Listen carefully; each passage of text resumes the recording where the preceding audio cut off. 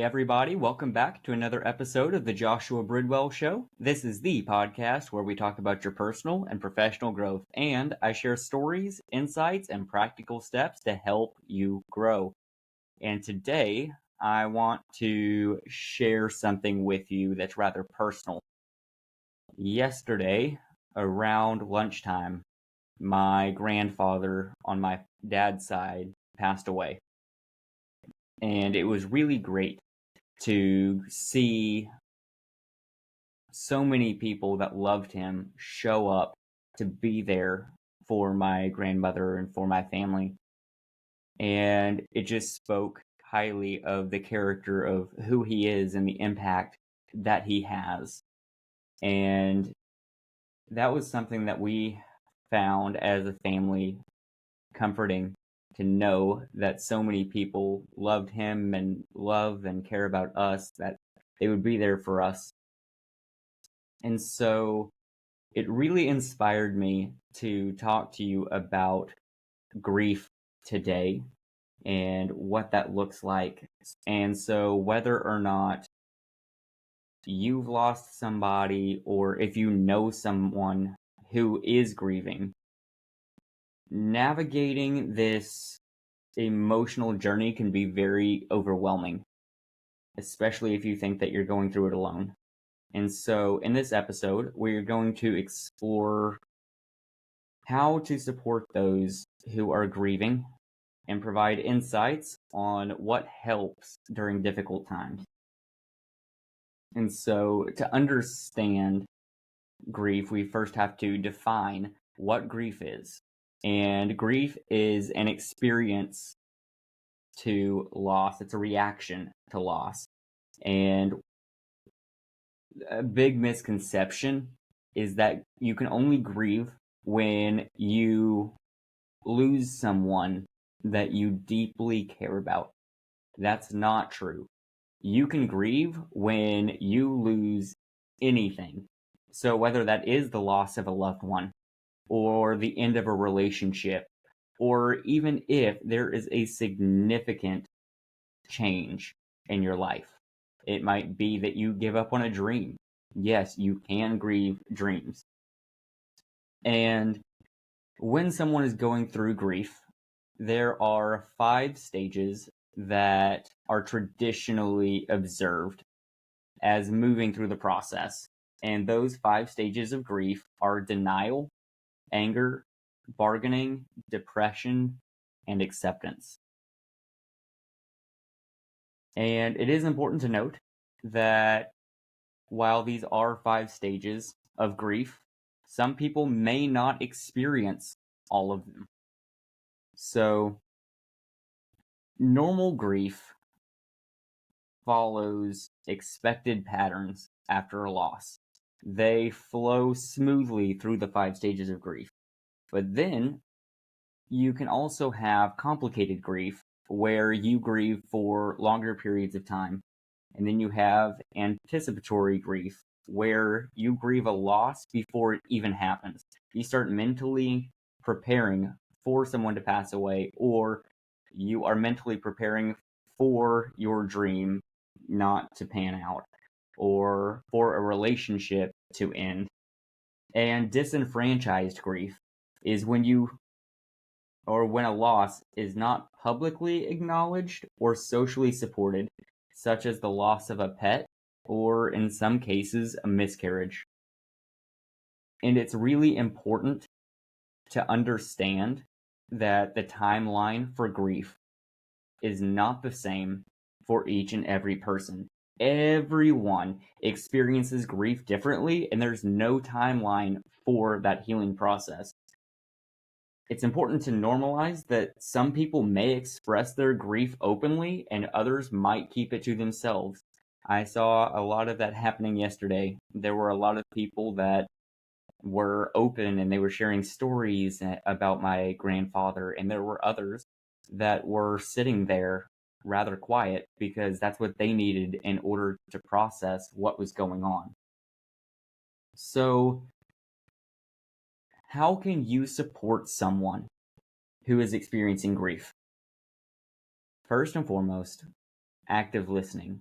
Active listening is very, very important. We talked about it in the last episode about not assuming that you understand what other people are going through, even if you are experiencing the same thing. And what I mean by that is two people can experience the exact same situation, but perceive it differently because of the past experiences that they've had, create a frame in order to view this new experience. So sometimes the best support is simply being there to listen. Let the grieving person talk about their feelings, about their memories, and even their pain without judging them or trying to fix things. Just be there and listen.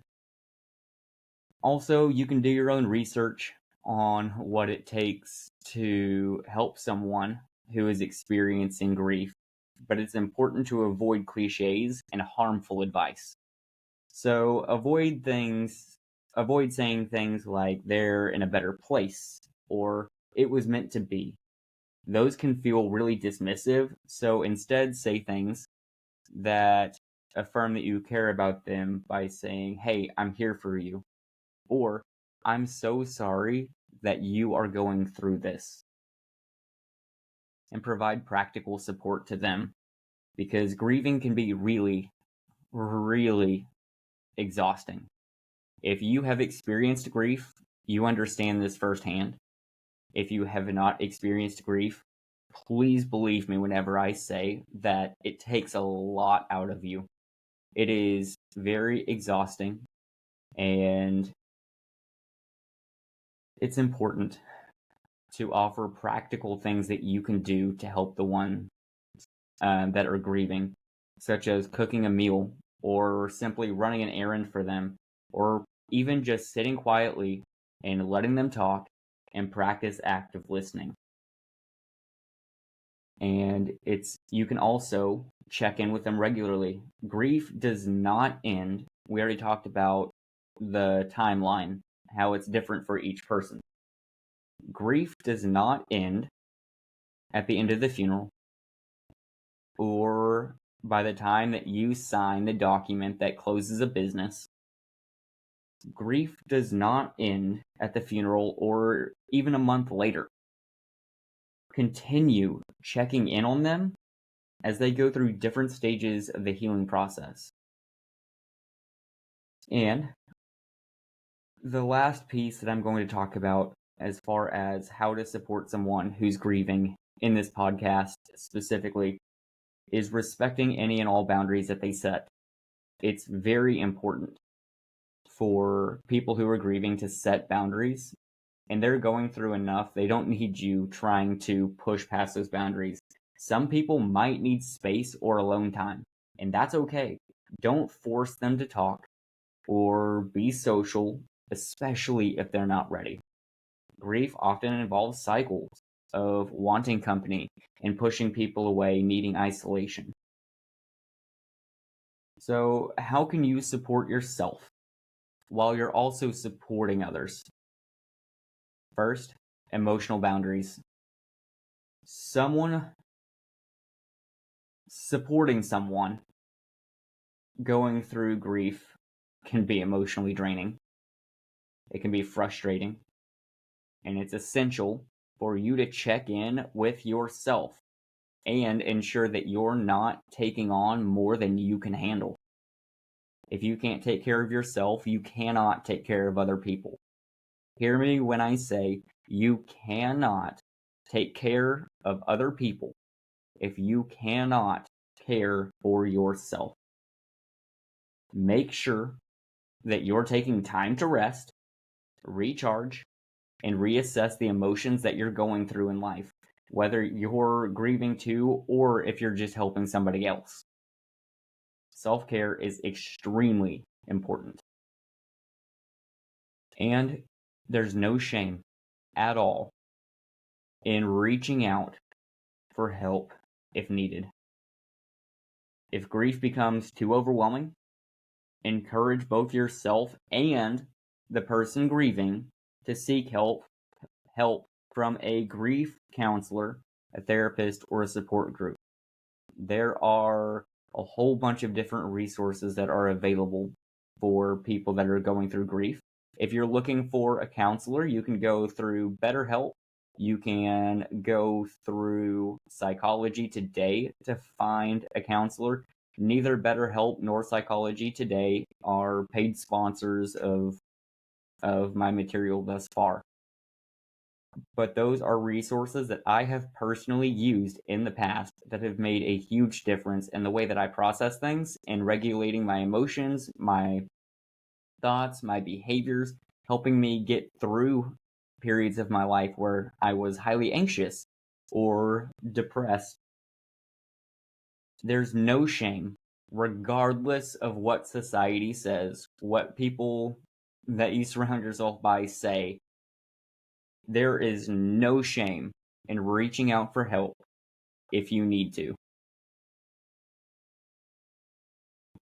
During the grief period, it's really important to know how to honor and remember loved ones.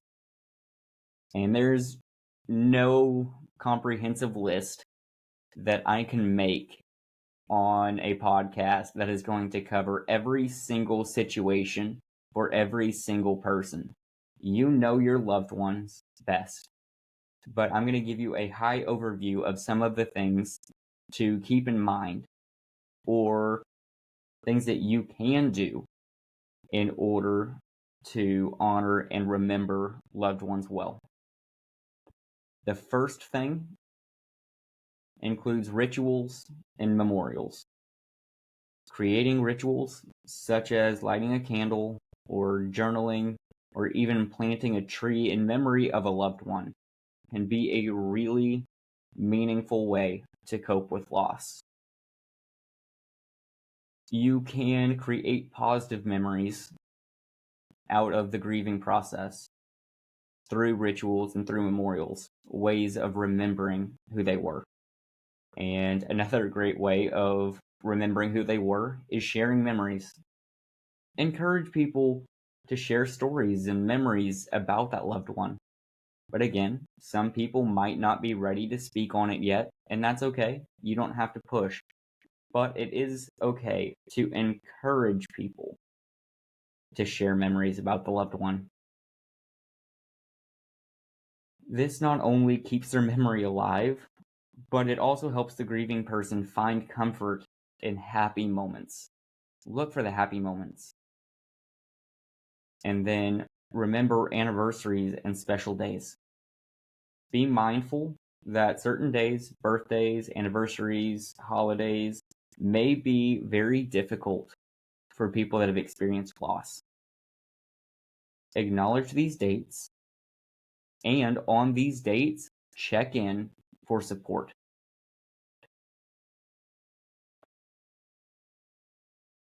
When someone's grieving, please encourage healing and growth. And here's how you can make that happen. While grief never really goes away, and it has a funny way of acting like a boomerang, it goes away for a long period of time, and then out of nowhere, it comes back and it hits you. And it's important to observe acceptance and transformation. Grief never really goes away, but it does transform. Encourage people that are going through grief to embrace their grief as part of the journey, allowing it to shape who they are without letting it define them. It's very easy to get in a slump and stay there, and it affects their habits in a negative way, in some cases for the rest of their life. Grief is a process, but it does not define who you are. Observe the role of gratitude. Gratitude can sometimes play a healing role. Encourage those that are grieving to find small things to be grateful for, which can help bring moments of light during dark times. I personally have a gratitude journal where I will write out the things that I was grateful for that day. Creating a framework and or habits that encourage you to look for the positive things make it easier to get through the day and experience the good things and focus on the good things rather than the things that are not going according to plan. And then observe and participate in therapy and support groups. There are a lot of support groups out there for people that are grieving. If you are somebody that is going through grief, you need community. And talking to professionals and joining support groups can help provide guidance, understanding, and that community during the grieving process. I've been doing a lot of processing on my own time. I had a lot of quality time with my wife last night, and she just let me talk and share stories and listening, and we went through photos of all the great times, and we got to laugh and really express just the love and the great character that was my grandfather. And that is how I process things, is by talking things out and going through all of the fun memories. And that's my journey. It's important to know that grief is an individual journey. And the most important thing that you can offer to people is compassion, empathy, support, and patience. And that can look like several different things, whether through listening or offering practical help or just being present. Your actions can help someone in their time of need. If you're grieving or supporting someone who is, remember that you are not alone. Healing takes time, but with love, support, self-compassion, I promise you that brighter days are ahead of you. Keep your head up. It's going to be okay. It's not right now. I know that, and that's okay. Be patient, understanding with yourself, and be patient and understanding and non-judgmental to those that are going through the grieving process. It's very easy for us to focus on ourselves, but grieving, or people that are grieving, really shifts the focus away from us and reminds us that we're human beings with emotions, with feelings. It's okay to let those out. It's okay to express them. Treat people like humans. And so please keep me and my family in your thoughts as you go throughout this week and throughout the upcoming months. Holidays are a difficult time to get through without a family member sitting at the table with you or opening Christmas presents.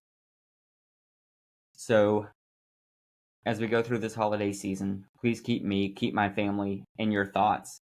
And I really hope that you lean in with these practical steps, with these ideas, in order to help yourself if you are grieving, or to help others that are grieving around you.